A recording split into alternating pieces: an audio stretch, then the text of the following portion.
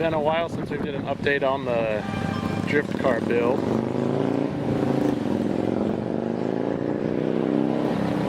Hopefully it's not too windy. If it is, I'll just voice over it, but this is where it's at right now.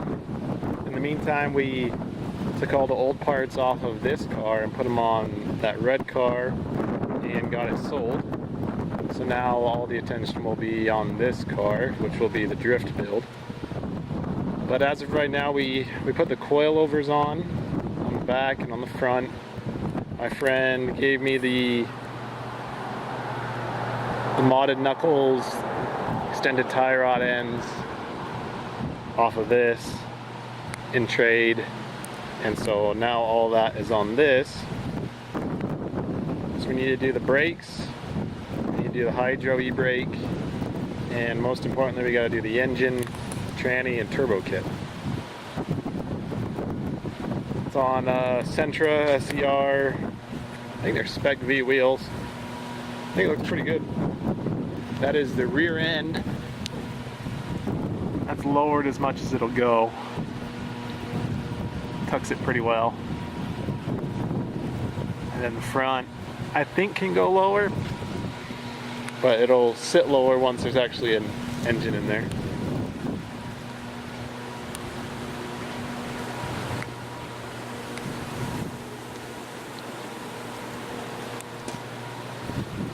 Nothing right now.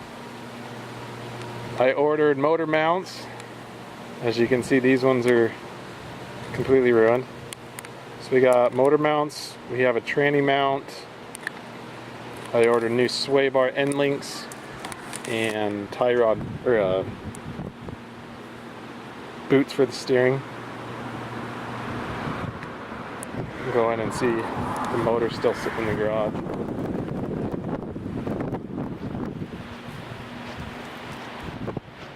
Appears as though Taylor is working on tearing out the transmission in the GTO.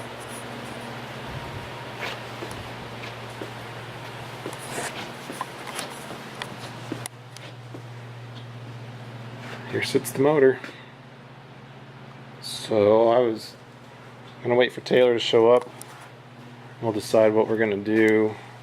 If we want to start bolting the turbo on, or if we want to pull the oil pan, do the return line, or what.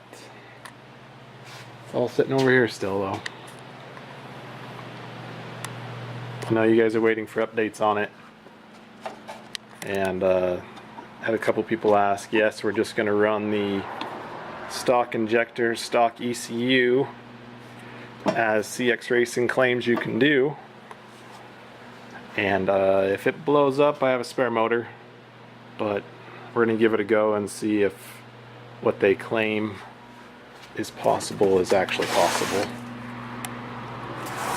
And if it's not, we'll actually get it tuned properly, which we might do anyway, just so we can have a little more boost.